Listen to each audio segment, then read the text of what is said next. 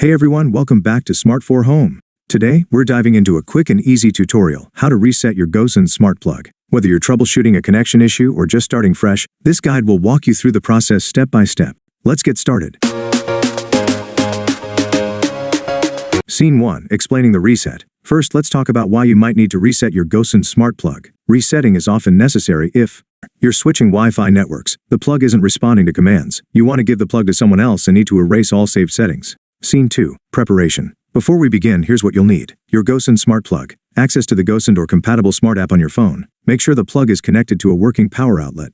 Scene 3, resetting the plug. Step 1, locate the power button. Find the power button on the side or top of your smart plug. This will double as the reset button. Step 2, perform a reset. To reset your plug, press and hold the power button for about 5 to 10 seconds until the LED indicator starts blinking rapidly. This indicates that the plug has been reset to its factory settings. Scene 4, reconnecting the plug. Once the reset is complete, the plug is ready to be set up again. Open the Gosund app, tap the plus icon to add a device, and follow the on-screen instructions to reconnect the plug to your Wi-Fi network.